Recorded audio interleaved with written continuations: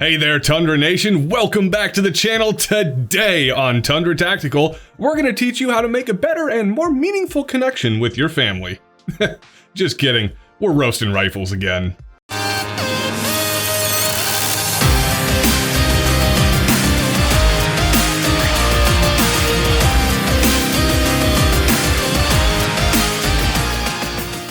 Before we jump into our first rifle, I need to remind you that due to the current overarching changes in Canadian gun laws, failing to subscribe to this channel and hitting the notification bell will instantly put your home on a list of buildings to throw pancakes and maple syrup at until murder hornets intensify your need to self-quarantine. This thing, I guess, is called a Scorpio SKS 15. I've never heard of such a thing. It appears to be the absolute pinnacle of Bubba though. You are much like Fergie in the fact that you're so 2008 while everybody with the standard milsurp is so 2000 and late. There is a lot to take in here and I'm not really sure where to start, so I guess I'm just gonna have to do my best. There are approximately 3 to 4 mil-spec parts on this rifle, so Eric has a confused boner while looking at it. Unfortunately, it has the 3 worst mil-spec parts of all time and they should be replaced immediately.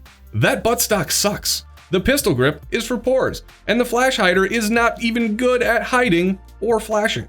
The owner of this rifle let us know that one of its greatest features is that it takes XCRL mags. Whatever that means, I guess. That's awesome, dude. I'm sure I got just a whole pile of those lying around. Wait a minute. No, I don't. Because nobody in the history of ever trying to sporterize military surplus rifles has ever hoarded XCRL mags. What country do you live in that requires you to purchase a gun like this and then be proud of it? I'm just curious so I can be sure to never find that stamp on my, admittedly, expired passport. Well, actually, technically, my passport is a novelty item from Chuck E. Cheese, so I doubt anybody would ever stamp it to begin with, but that's beside the point. You dropped the Chinesiest knockoff ACOG in the history of counterfeit products on top of this thing, so that tells me that not only do you not have any taste, but you also have no appreciation for anything authentic.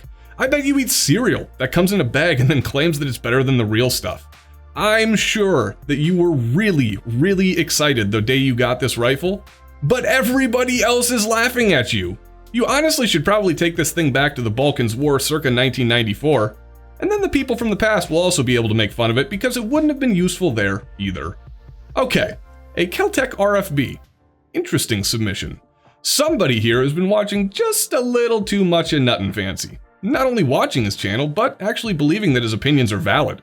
Anybody subscribed to this channel knows that this is essentially the equivalent of asking Bill Cosby how to pick up chicks.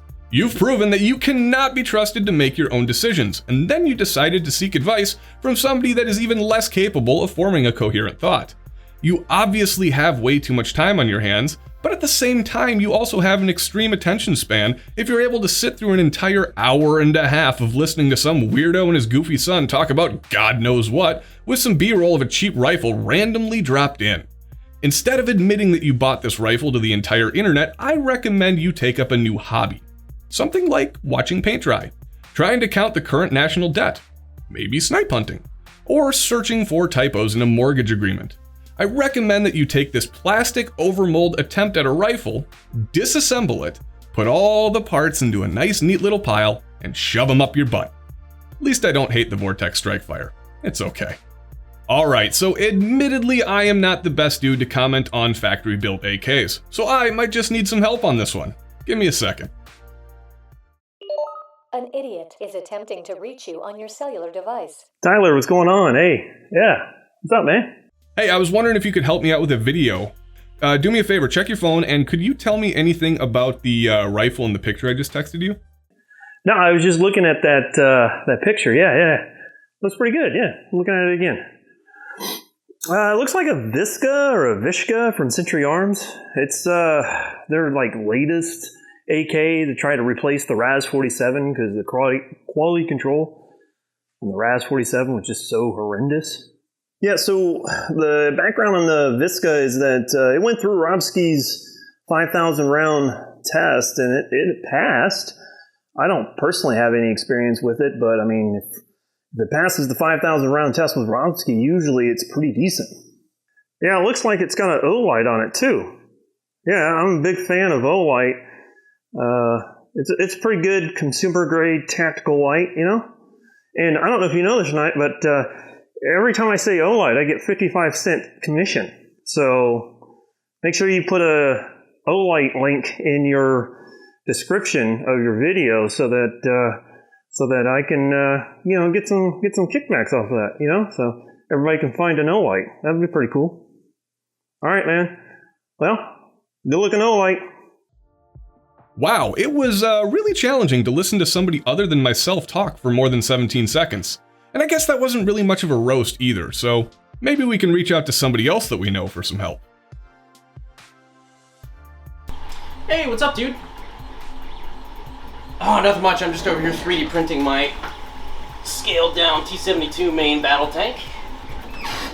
My bad, dude. I was just wondering if you had a minute to check out the AK I just texted you and possibly give your thoughts on... Whoa, you dick. Cursed gun images was my thing. You can't just send me a picture of a Bishka and expect me to help you make content that's stealing from me.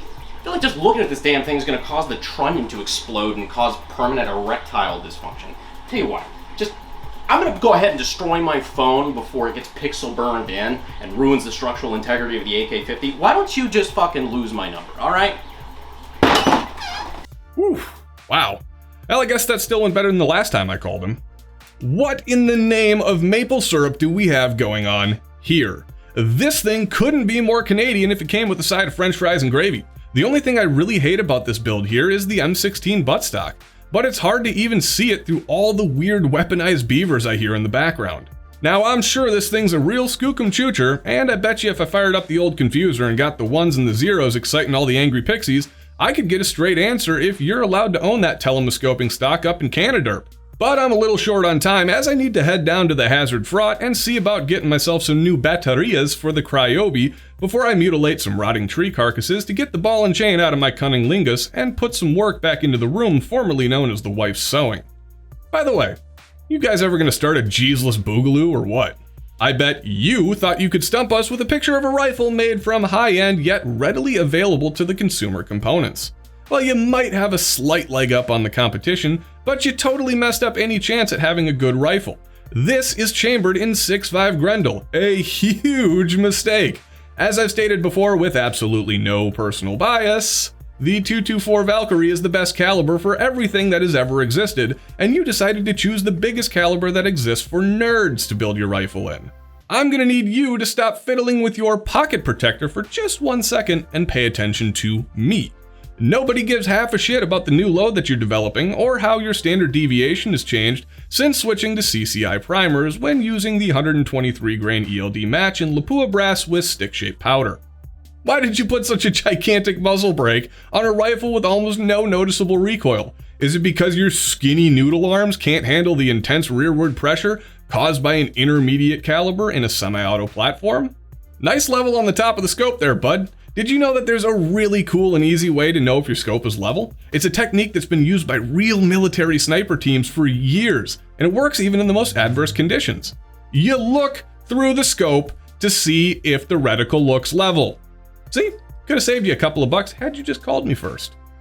Okay, I'm gonna try to overlook the fact that you put a UTG system and a Holosun with a ridiculous magnifier on this thing, and we're gonna talk about the big hairy pink elephant in the room. This rifle was obviously built with the sole intention of triggering anti-gunners while sporting Mega branded body armor, a Mega branded hat, and silk Mega branded bikini briefs to your local protest. You can't wait for your picture to be on the homepage of CNN, where they report that a group of lost trailer park dwellers congregated on the steps of the state capitol and started indiscriminately shooting every authority figure in sight, while fornicating with members of their own family. Meanwhile, you also want to be on the homepage of Breitbart, where the story talks about how a well-organized group of peaceful protesters calmly demonstrated against the unjust motions intended to rip America's butthole apart with meat hooks in an attempt to give the Second Amendment to Mexico in exchange for approximately 87 bags of yellow rice and a bowl of queso. The truth probably lies somewhere in the middle. Well, that about wraps it up, folks. If you dislike the video, then you probably have a problem with incontinence. And that's nothing to be ashamed of, unless, of course, you fall between the ages of 3 and 82. But if you liked the video, make sure to smash that thumbs up button and share it around with your friends. Consider subscribing to this channel and checking out our Patreon page to stay up to date on current and future content. And if you feel like repping some Tundra swag, follow the link in the description below to our new store on Teespring. Thanks for watching, Tundra Nation, and you can now find us on Instagram at Tundra Tactical MN.